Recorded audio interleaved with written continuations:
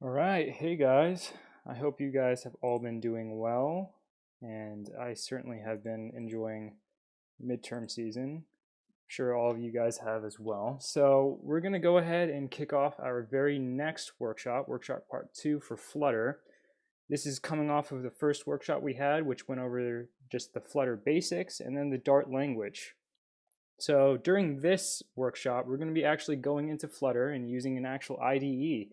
So if you haven't already, definitely check out the video I had made earlier. It's about 17-ish minutes that shows you how to set up everything we need for Flutter. We're going to be needing VS Code just to get an Android emulator running. We'll have to install the Flutter SDK, and then we're also going to be using VS Code as well.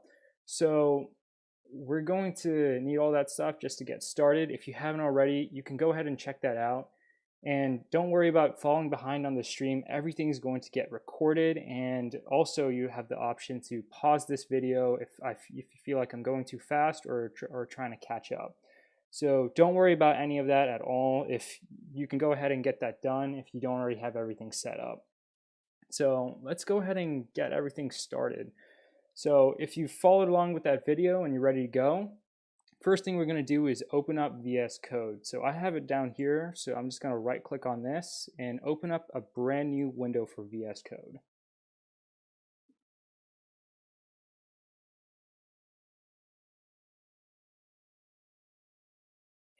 So after you open one up, you'll just see some release notes and a welcome. So we're going to want to create our very first Flutter project if you haven't already done this, and we can do that by clicking on this View tab up at the top, going to Command Palette, which is the very first option, and then I already have used this recently, but if it doesn't show up for you, you just type in Flutter, and then you should see the option of New Project. So go ahead and click on that, and then we can just give this project a name. So I'm going to just call this Practice App, and then press Enter, and now you can decide where you want to put it in. So I recommend creating a Flutter project sort of folder just so you can store everything and keep everything organized. I have another folder called Flutter Workshop, so I'm just going to click on select this folder basically. And when you do that, it's going to go ahead and run this command called Flutter Create, and it's going to load in all your files. So the first time we do this, it's going to take a little bit, so don't worry too much. And if you have to catch up, then just pause it if you feel like I'm going too fast as well. So now our main file has just popped up here, and we'll go through everything that's happening here. So everything's up and running for me now. So what should open up is this main file, and if it hasn't already, you'll want to open up the lib folder, which stands for library, and click on main.dart. So let me just go ahead and explain what you're seeing here in terms of all these files. So the first few files you should see is one that says Android and another that says iOS. So as I've explained before, this is a cross-platform sort of way of building apps. So naturally, it's going to come with some Android and iOS boilerplate code. So if we want to change anything for the Android app specifically or the iOS app, we'll be able to do that. And that's going to be important if you want to get access to your camera or anything like that. We're not going to go into that, but I just want to make sure that you are aware of these two folders. The lib folder is where we're going to be making all of our files and where we'll be working. And that's where you have your Dart files to actually build your app. You also have this test folder. We're not going to go into testing, so you don't really have to worry about that. And then you have a few other boilerplate files that we'll go into. The only one we'll care about, though, is this pubspec.yaml file. And we'll also go into that a little bit. So first, let's open up this main file, and let's go ahead and launch our app. So if you don't already have your emulator launched up, that's fine. Well, first off, I'm going to move this over. And if to follow along, I recommend the best way is you sort of split the screen vertically, so you have what I'm showing on one side, the left or the right, and then have everything, your code or your VS Code workspace on the other side of that. and then you can just have the emulator sitting in the background and you can click on it anytime you want to see what's happening. But to launch your emulator, you'll want to, on the bottom right, you should see no devices. When you click on that, you should get an option to launch the Pixel or Pixel 3 XL that we had created in the video I had for the Flutter setup. The other option we have is also to click on Control and then F5. And when you do that, it should either automatically come up with a top thing that says Start Pixel 3 XL. You can click on that, or it should automatically launch and you should see this bar pop up. And in my debug console here, it's saying that it's launching main.dart on the Android SDK. So this will take a little bit since it's the first time we're kind of making this app. We're launching it on an emulator. And just a reminder, I clicked on Control and F5, and then if you haven't been using VS Code with Flutter before, it'll show up and it'll say Start, and then whatever your emulator is called, you'll just want to click on that and it'll start everything up for you.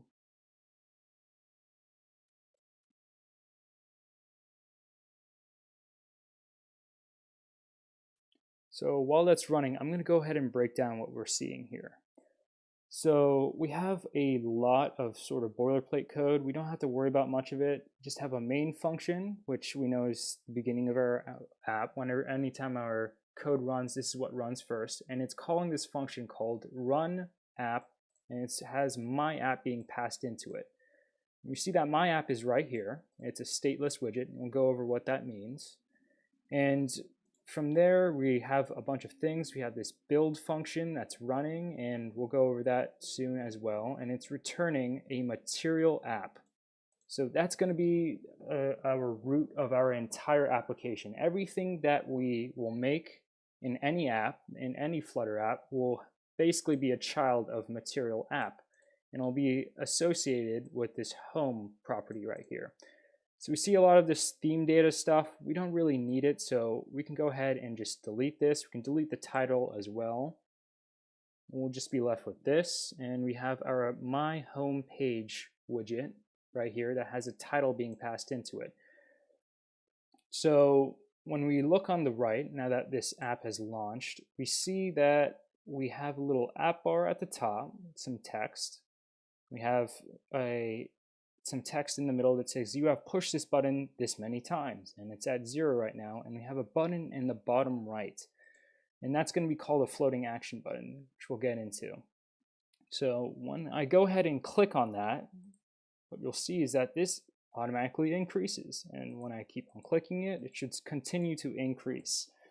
So this is just the very basic app that will come anytime you create a brand new Flutter app. It's just sort of boilerplate code.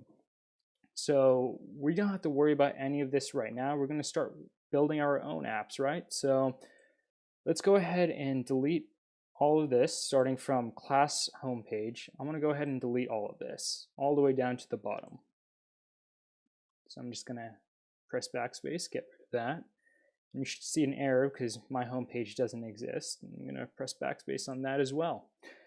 So to create a new widget, and a widget is everything is a widget, as I've explained before. So to create a widget that will sort of start displaying data, and we'll go more into this for now, but for now you can just follow along by typing what I type. If you type in STL and then less, you should see this option come up that says Flutter Stateless Widget. When I click on that, it's going to automatically import some code for me. And I'm going to go ahead and call this home. You can just immediately type that in. And all we see right now is that it's returning a container. And back over here by the home property under material app, I'm going to go ahead and put this widget down. And you can do that by just writing home and then some parentheses.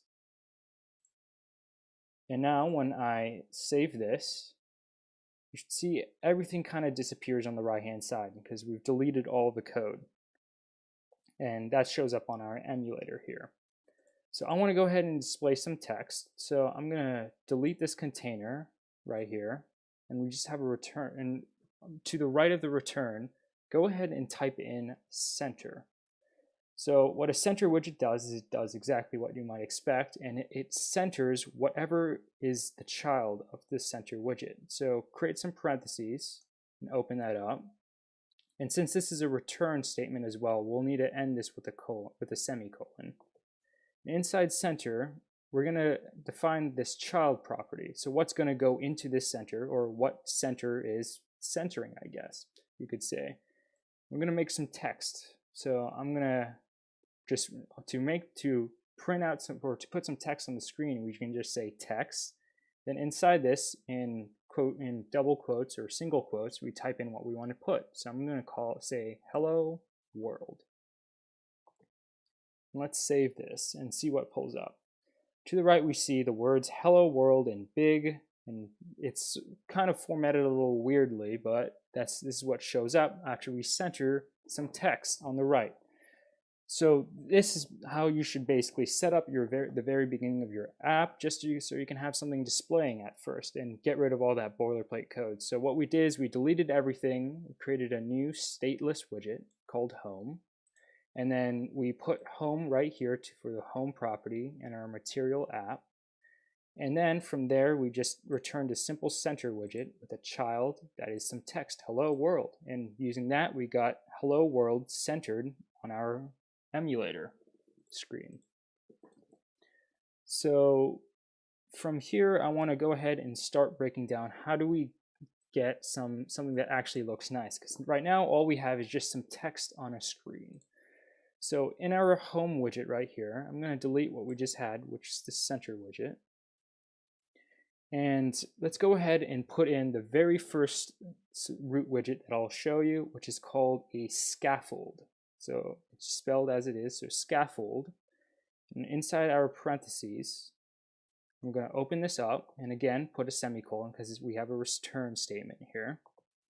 Inside scaffold, we have a few different properties, and we can see them by just hovering over scaffold. You can see a bunch of them sort of show up here, and it looks a little dense, but the one we kind of care about right now is this thing called app bar. So inside this scaffold parentheses, go ahead and type in app bar, which is a property of scaffold. And an app bar requires that we have an app bar associated with it. So to create an app bar, and that app bar is what we saw earlier, which is that blue little panel at the very top. So we're going to type in app bar, and inside those parentheses, we'll open those up. And let's go ahead and just add in a title. So a title property is what's going to show up in this app bar. And to say just show hello, to have hello world in our app bar, we can't just type in hello world in some quotes. See, what title requires is that we actually have a widget. So again, everything's a widget, so we just have to put in something. So if we want to put in some text, we need to say text and then hello world. And now when I click Control S to save this, you should see now that we have a big white screen right here with a top app bar that is blue and says hello world in the top left. So to break down what we just went over, we have this widget called Scaffold, and that's sort of a root widget, and you should generally include that anytime you create a new stateless widget or stateful widget. And one of those properties of Scaffold that we just had used is called app bar. An app bar is just this top bar that shows up at the top that you see in a lot of apps that you may use. And we have inside app bar, we have a property called title. And that basically changes what's showing up in the very top. And right now we see the text is in the top left. And I'm going to go ahead and change world to capital as well. And what you'll notice as well as I keep on clicking save, it automatically reloads my app and changes whatever it's displayed. And that's that thing called hot reload that I was talking about. So it makes it so we don't have to recompile our entire code every single time I make a change. And it's very quick as well. So right now, as I was saying, the text is in the top left, but I want to kind of center this. And to do that with an app bar, we have another property called center title. And all it is that we just give it a Boolean and we say true in this case. And also notice that between each of these properties, I have to end with a comma. And if I got rid of this comma at the end, I'm going to get an error, and it's saying we expected to find a comma. So anytime you see that error show up, just remember that, look at the widget that came just before it, and just make sure you have a comma right there. And when I click save, we see that hello world is now centered. So now we have a little app bar at the very top of our app, and with some text that is centered at the top. So we're getting moving here. And I want to go over another property of Scaffold that we have. So at the end of this app bar, at the end of the parentheses, go ahead and add a comma. And let's go ahead and show you another widget called a floating action button, which we saw earlier in that boilerplate code, which is just a simple circular button that was showing up in the bottom right. So to create a floating action button, we have a property under Scaffold called floating action button. Now, typing all this out would be a little long, so if you just start typing floating action button and just press enter, it should autofill that for you. So floating action button is going to expect us to return a widget, and the widget that we're going to return is going to just be called a floating action button as well. So I'm going to go ahead and press enter on that, and it should autofill the rest of that for me, floating action button, and I'll just create some parentheses and open those up. So you notice that we don't necessarily get an error here, and if we save this, we do see that something does show up, but we notice that we get a little warning here. If we go ahead and look at the warning, it's saying that the parameter onPressed is required. And we'll go over this a little bit more when we go over buttons, but any sort of button will require that we have a property defined called onPressed. So let's go ahead and type that out, which is onPressed. And what onPressed is expecting is that we have a void function. So a function and this function will basically be what we do to anytime we click on a button, what we want it to do. So to create a function is using what we learned in the last workshop, which was on Dart. How to create a function is just simple parentheses, and then we create some brackets after that. So right now this button we don't want it to really have a purpose for now. So I'm just going to create some parentheses and some brackets, and that warning will go away. And when I click save, it should still basically be the same. And when I click on this, we'll see that it has a little bit of elevation to it. You can tell by the shadow. And when I click on it, it creates a nice little splash animation.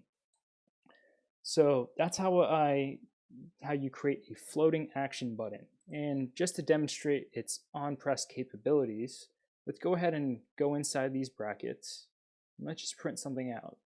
If you recall, to print something out to the console, you just simply type in print and then whatever you want. Let's just say, in this print statement, we'll just say hello. And end that with a semicolon. And when we save, and then click on this again, and let's go over to our debug console. And when I click on this again, we see that hello prints to our console now. So that's just how an onPress sort of works. It's whatever will occur anytime you click on the button, as you can tell just by its name, onPressed. So this looks nice and all, but what happens if we actually want to start displaying stuff on this white space right over here on the actual screen? So Scaffold, the last little property we'll go over for Scaffold, is going to be the body. So the body of a scaffold is basically what's going to show up underneath the app bar. So the body is again expecting us to return a widget. So we can return any sort of widget, but for us, for this first one, what I'm going to return is just some text. I'm going to print out for text, I'm going to say,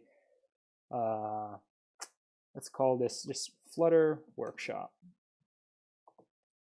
And when we click save, we see Flutter Workshop show up in the top left-hand side.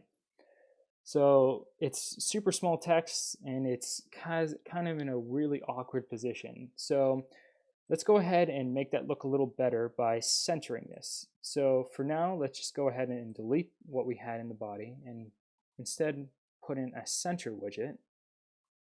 open up these parentheses, and then type in for its child a text that says Flutter Workshop. And we click Save. We now have the words Flutter Workshop in the center of our screen of our scaffold. So just to go over what we've gone over thus far, we have our root widget scaffold, which allows us to kind of create a pretty nice looking app already. And it allows us to create an app bar. And we have our app bar at the top with some text that is also centered. We also have a floating action button that we put in that Scaffold also lets us do. And anytime we click on it, it prints hello into our debug console, or just our console. And then we have inside the body some text that says Flutter Workshop Centered. So from here, I want to kind of start going into a bit more into the properties in relation to what we can do with colors. So there's a lot of colors kind of pre-built into Flutter that comes out of the box that makes working with them really easy. And if you have any experience working with colors in, say, HTML and CSS, with web development or anything else like with React, it's kind of annoying because you have to give the hex code of every single color, and it's kind of difficult to remember all those hex code values in your head, and oftentimes you have to look up what you want to use. Luckily, the colors in Flutter, they come with a lot of them and a lot of different shades of them by simply just calling the color what it is. And I'll show you what I mean by that by going into app bar and using this property called background color. And you can start typing color, and background color should show up as well. So what background color expects is that we have a color widget. So let's go ahead and put in color, and then, or specifically one way to use colors is if we type in colors in all caps and then put a period after that. And then we have a bunch of different choices here now. So let's go ahead and type in red and see what happens. And just like that, you see that now our app bar has changed to the color red by simply typing colors.red. And we can see what other shades we have by hovering over the word red. And we'll see that just by specifying inside some brackets, I believe is what they're called. We can specify a number inside them to get different shades. So right now, what happens if I wanted a more of a lighter shade? So say red 200. I can just go over here and type in 200, click save, and now it's a much lighter shade of red. I can also change this to 800 if I wanted to, or 900, press save, and I get a much darker shade of red.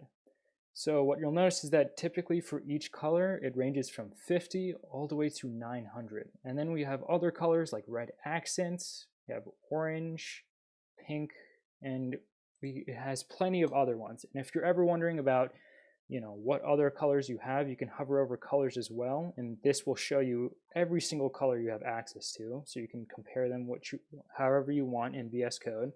Or you can also, by going to the Flutter docs, you can go to the Flutter docs and you can see all of the color palettes that we have available that come with just material design by default. And there's quite a bit of them, and that gives us a lot of great options. And if you want to specify the specific hex code, we do have that option as well. And I'm not necessarily going to go over that, but the docs give you plenty of ways to do that. And you also see the hex code associated with each of these colors as well, if you want to get something specific. But generally, the colors that come pre-built should serve you well enough in any app that you're making. So the next thing I wanted to go over is how do we sort of make this text in the center in our body sort of look better, because right now it's super small and it doesn't look that great. I'm going to go ahead and change this double to a capital right now. So what I'm going to go over next is how do we change the style of a text widget. So inside this text widget, I'm going to go ahead and press enter on the left side of this text and bring these parentheses down. And I'm going to go ahead and add a comma after the text I just typed. And I'm going to start using some of these properties that text has. And text, if we hover over it, has a decent number of properties. And we won't necessarily use all of them, but we certainly have all of them available. And you can go to the Flutter docs if you're concerned about, which specific use case you might want to have. So for changing the style, we just have a simple property called style. And style, what it's expecting us to return to it is, or expecting the field to have, is a text style widget. So I'm going to go ahead and type in text style. And now we have open up some parentheses. And we'll have plenty of properties to work with to change the style of our text. If we hover over text style, we can see those. So if I want to say make this text bigger, I have one field called font and then size. And now font size, we can specify a double to change the size of it. So let's make this 24. And this is 24 pixels specifically, and now it's significantly bigger and it's looking a little better. The other thing we can do is we can put a comma after this, and then we can specify, if we want it to be bolded or not. So to do that, we say font and then weight. And this allows us to specify the font weight. So font weight is expecting us to give a font weight sort of widget. So I'm going to type in font weight as it told me. And we see a lot of different options come up. We have font weight.bold, normal, and then we don't have to worry about values, but then we have all of these other values right here. So the easiest ones, if you just want to have normal bolding, is that we can just do font weight.bold. If we save this, see our text is now bolded. But what happens if I want it, instead of having it thicker, I want to make it thinner. So by default, the regular font weight size is at 500. So if we want to make it smaller, we can say W300. If I click save, it's much thinner now. So that's how you work with font weight, and we'll have plenty of practice with this as we go along. But that's how we use that. And then just like how we're able to change the color of the app bar, we also have a color property for the style. And we can go ahead and specify by saying colors dot, and let's make this blue. And when we click save, we now see our text, which is bigger than before, thinner as well, and it has the color blue. So I hope you guys have understood. And I also, one more property real quick that I want to show you is also another one called letter spacing. So letter spacing is something you want to start adding if you notice that your letters are getting a little bit too close together as you increase the font size or the font weight. And we can just specify a little bit of extra spacing by saying a double value, like 0. Let's say 5. When we save that, you notice that the text spacing gets a bit bigger and it looks a little less condensed, our text right here. So that is how you change the way you want text to look like. So this is already looking like a pretty decent app. It's very, very basic, obviously, but you can see how in only about less than 20 lines of code, we have something that looks fairly good already. And that wasn't very hard at all to set up. All it is just an app bar with a few basic properties, a floating action button with just an on pressed, and then some text that's centered with some styling properties to it as well. So the very next thing I want to go over is a button. So let's go ahead and delete this text that we have here. And let's start going over some buttons and icons. So first, let's go over something called a raised button. And we have two different buttons as well. We have a raised and a flat button. So let's type in raised button inside our center widget and open this up. So like I said before, all buttons will require us to have an on-pressed field as well. So for example, we have, so it says that on press is required. So let's go ahead and given on pressed, and we're not going to really do anything, so we're just going to add some parentheses and then brackets, and it should be good to go. When I click on save, you see an empty button that is clickable. Now what happens if we want to actually put something inside this button? Well, erase button has a child property, and our child property lets us specify what we want to have inside of it. So let's create some text and just says click me. When we click save, we now see the words click me show inside of it. We can also then change the color since this gray is kind of dull. So let's say colors dot, and let's make it amber. And click save, and now we have an amber button with the word click me inside of it. And the reason why it's called a raised button is you can see it has a little bit of elevation, a little shadow underneath it, and when we click on it, it sort of goes a little bit higher as well, and it makes the shadow a bit more obvious. We can change that property as well if we want by specifying the elevation. We can make it, and it's expecting just a double as well. We can make it much bigger. Let's make it 10.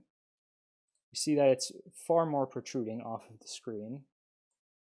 And we can also make it so it doesn't have any elevation at all by setting it to 0. Now it's just flat on the screen. So that's one type of button called a raised button. We also have another one called a flat button. So a flat button, as you might expect, it has no elevation whatsoever. So let's go ahead and make the on pressed again. Just have it do nothing for now. And then after that, let's create a child, and let's have it be a text. And we're going to just say click me as well. And click save. And now you notice that there's no border around it, and when we click on it, you do see the border show up, and it has a little splash effect as well. So this is a great way if you just want to make some text clickable. When you just click on it, it should just hover. When you click on it, it should have this sort of splash happen, and you can have it do something, whatever it may be. So we also can obviously change the color as well for this one. We'll just do colors dot, and let's make it blue. And click save, and we see blue button show up, and it looks fairly similar to the raise button, but now when we click on it, it doesn't raise up as it was doing before. So that's the second type of button we have. So the next thing I want to show you are icons. So icons, we come with, so Flutter comes with a lot of icons pre-built into it. And that makes it really easy. So say we have a search bar, we want a search icon at the end of it. It means that we don't have to import any packages or like find some PNGs or make them ourselves. They all come pre-built and are really easy to use. And we can do that by creating an icon widget by just saying the word icon in this child property for center. So icon is expecting us to first give it an icon for whatever icon it is. So we have so to create an icon, we say icons, and then dot, and whatever icon we want. And you can see from this list, there are a ton of icons. So I'm just going to say let's make it a bus. Or let's just make it an AC unit. Let's see what that looks like. And we click save, and we see this little snowflake sort of show up. And other properties we have on this, if we put a comma, is that we can change the size of it. Let's make it 25. And if I click on restart, it should show up. Or I'm guessing 25 is too small. Let's make it 60 instead. And now it's a bit more obvious. So we can change the size of it. We can also change the color. So let's make it colors.blue. Now we have a blue AC unit or snowflake or whatever you might want to call it. And you can go to the Flutter docs and you can see all of the different types of icons that they have pre-built in, and there's plenty of packages if you want to go ahead and import or get different kinds as well, and we'll go over how to import packages later. So what happens if I want to make this button clickable, for example? So to create a clickable icon, there's a few different ways we can do that. So one way is we can create a raised button, and you can see from the third option we can do dot icon. Inside these parentheses we then have to specify our on pressed, as we've been doing, and then it's also expecting us to give an icon as well as the very first thing that or an icon as a property as well. So we say icon, and then we do what we did before. We have icons, and then let's go ahead and just do, let's see, account balance as the sort of icon that we're going to be using. I'm getting a little error here. Let's see what's happening. So widget.icon data. Oh, okay. So I'm jumping the gun a little bit. So you do have to specify this is an icon widget. Then inside that icon, then we can specify what icon we're using. So we'll say icons dot, and then we'll do account balance. We'll click save. Oop. So it says raise button failed here. So let's see what's happening here. I'm getting an error. So the parameter label is required. So let's specify our label. And let's go ahead and make it a text that says click me.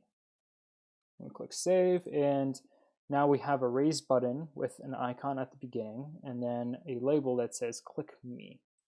So when we click on that, we see that it's all very clickable and whatnot. But what happens if we just want the icon itself to be clickable? So we have one last button called an icon button. An icon button has an icon property. So we say icon again as the widget. We'll say icons.account balance as well, like we did last time. And then we'll need an on pressed after the icon field. We should be good to go when I click save. Now you see we have this icon and it's now clickable. And we can change the color and the size and whatnot as we've been doing before under this icon widget. And that allows us to create some clickable icons anytime we may need them. So the next thing I want to go over is starting to go into container and padding, which is going to be the beginning of our layout widgets that we're able to use. So let's go ahead and delete this center widget that we've been using thus far, and let's create something called a container. So in this container, we'll have to specify a few things. So let's first create a child, or before we create a child, let's make it have a color. Make the color, let's make it amber. And when I click save, you shouldn't really see anything, or what you should see is that this container shows up and it takes over the entire screen. Now, what happens if I decide to now specify a child property? Let's make the child a text that says, this is a container. When I click save, what you'll notice is that now the amber, which showed how big our container was, is now only as big as the text. So what that should show you is that this container, all it does is it wraps around something, and it allows us to it wraps around the child, so it's only as big as its child in the end. And in this case, it's only as big as the text. This is a container. So what happens if we want it to be bigger than the child necessarily, or have some pre-designed height and width? So what container allows us to do is to specify exactly those two things. So we can specify a height, and it's expecting to give a double. So we'll make it 120 pixels in height. And then for the width, we have another property called width, and we'll make it 60 pixels in width. And after I put both of those in with some commas, You should see now that we have a container that has a height of 120 pixels on our screen and a width of 60. And what you'll also notice is that our text has wrapped down automatically. So that's one of the really good things about container, is that anytime you have some text that if it gets too big, you want to make sure it wraps and goes down to another line, you can easily do that by wrapping the text widget inside a container, by making it a child of a container and creating some preset height and width properties. Or you can also just specify one of them if you wanted to as well. So the other thing I wanted to show you is if we got rid of this height and width property, we also have another thing called padding associated with container.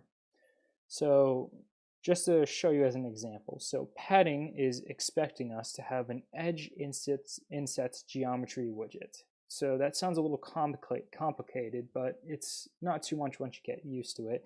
And you'll see that there's not much to it either. So by typing in the word edge insets, and then a period, you see that a few different options show up. So by starting off by clicking the word, let's start off with the one that says all, edge insets all. And then it's expecting us to specify a double value. So let's make it, say, 30 pixels. When I click save, you'll see that now we have 30 pixels on this container on all sides around this text widget. So that's what the padding does, is that it adds padding around your child, but everything still stays inside the container. The other sort of padding we have is we also have other options like, let's use symmetric. So symmetric is expecting us to give a vertical and a horizontal. So if we specify a vertical of, say, 30 pixels and a horizontal of, let's make it 60, and click save, we see that now we have 60 pixels on the left and right side, and then 30 pixels on the top and bottom. And like, it may seem that I know exactly what 30 and 60 pixels might look like on the screen, but I don't. All this is just, trial and error, and that's how you will get used to building apps using pixel height and width and whatnot, is that you'll start to get a feeling of it, and if you don't, you can just put in random numbers and see what that looks like on a screen, and then play around with it. Other thing we have is a property that we want to look at for a container is something called margin. So margin we can specify by giving, again, an edge insets geometry.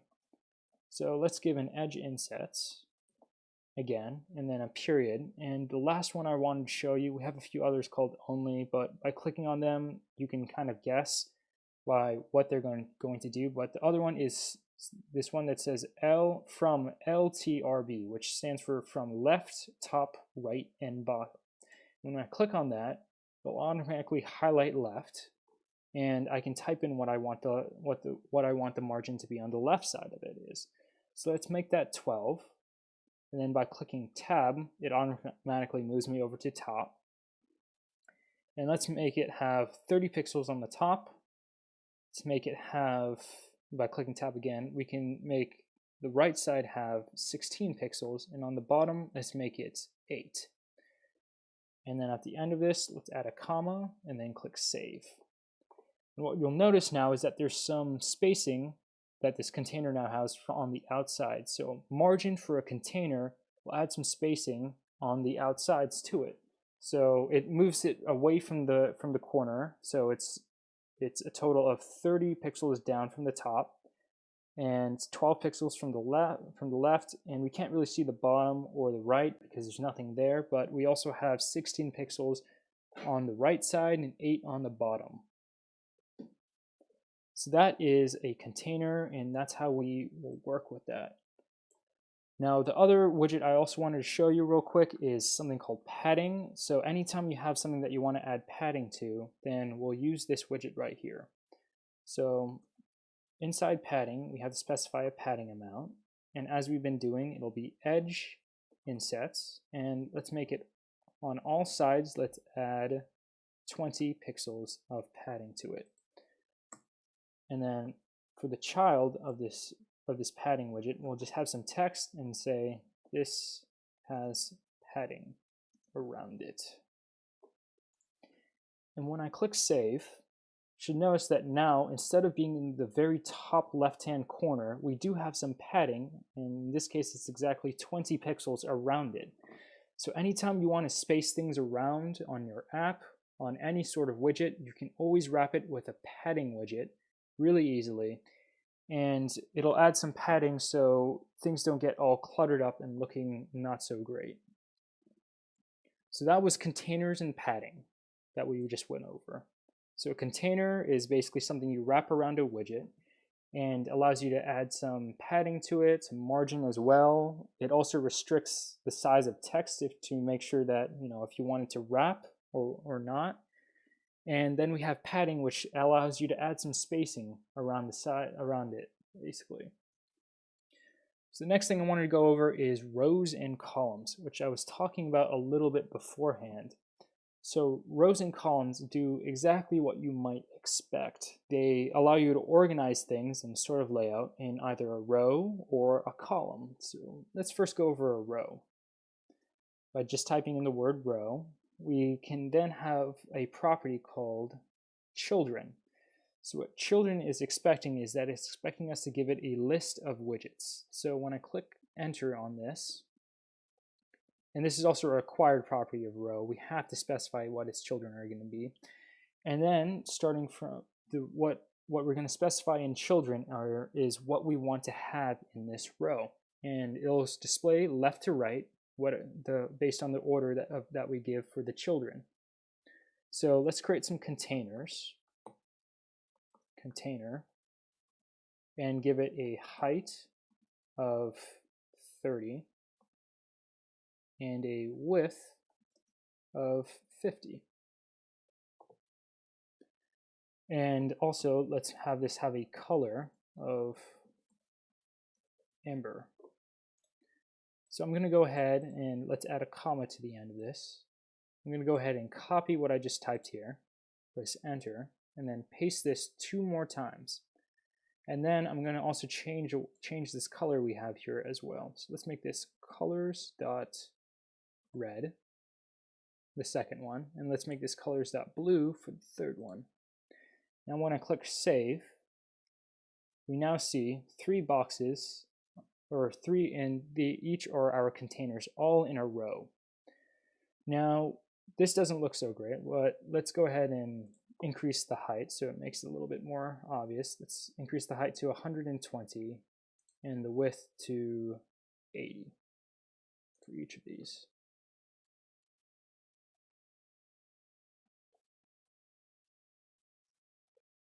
Click save. And now you can see them, that they're all in a row. So obviously it doesn't look so great for them to all be cluttered and all the way to the left. So to change that in our row is what we can do is, instead of making them be all the way to the left side of our row, is we can space them out by specifying something called a main axis alignment. So the main axis alignment runs left to right, and we have what the main axis alignment property expects us to give is a main axis alignment. And we have a few different options here. Have one for center, end, space around, space between, space evenly, and start. So let's go ahead and first select center and see what that does. What you'll see is that now it's centered on our row. If we say instead main axis alignment dot end, we'll see that now it's all the way to the right side. If we say space around, then what it'll do is that it'll try to space it as evenly as possible between each of the children. And that looks a lot better than it did at first.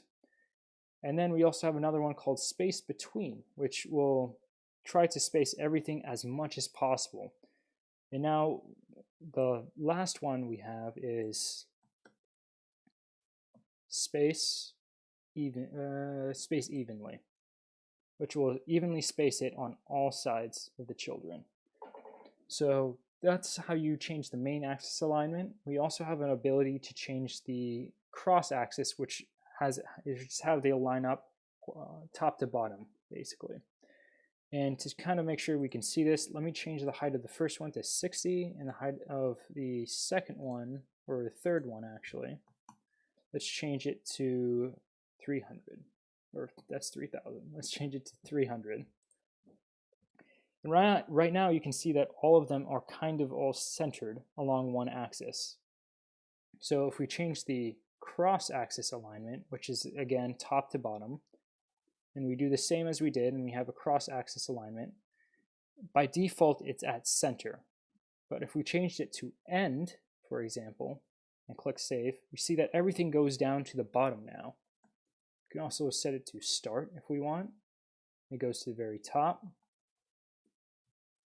And we also have stretch. So stretch, what it'll do is that it'll try to take up as much space as it possibly can. So in this case, since there's nothing else below the row, it's going to stretch all the way to the very bottom of the screen.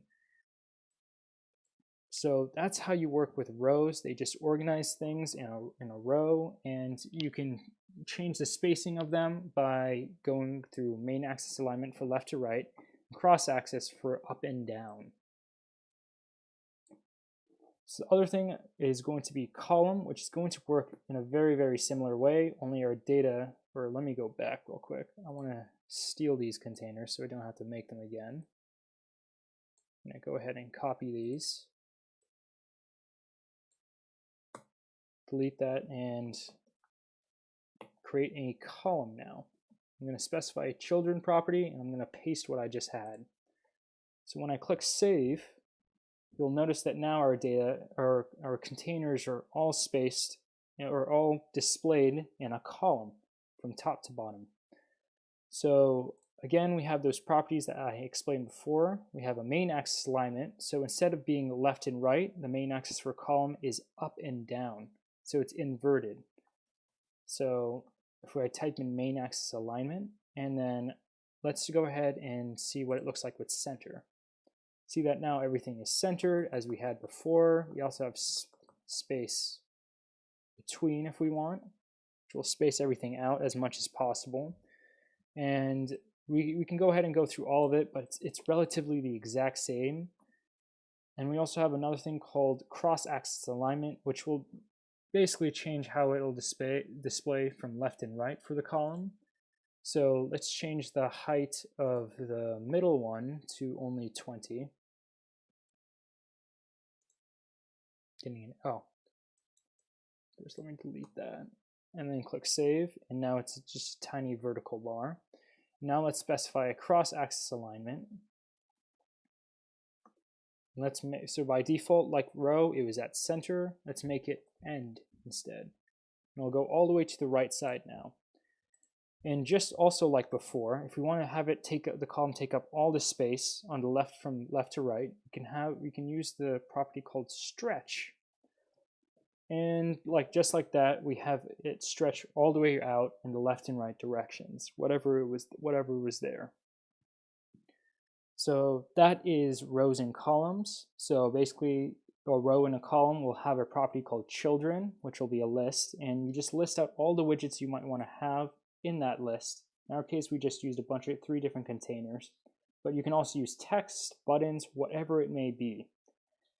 And then we also have a property that is a main axis alignment, which will depend on if you're using row or column, which will change how it lays out from top and bottom for a column, and left and right for a row. And then for cross-axis alignment, it's the opposite direction, and you can do things like stretch it out if you want to take up all the available space. And you can also have it do center, end, in between, and whatnot. And you can also go ahead and experiment with this all you guys want, just to make sure that you understand what's happening here. And also so you can just get a feel for all the different types of ways you can align things in rows and columns. So we're just about out of time here, but there's one last thing I wanted to go over, which is going to be a text field. So let's go ahead and create a center widget again. Let's make, as its child, something called text field. And when I save this, you should see that this line kind of shows up here. And when we click above this line, you should see that we're able to start typing some things in. And if we did on our keyboard, you should see that we're able to type into this text field. So what a text field is that it's just a way to input values for your user to specifically.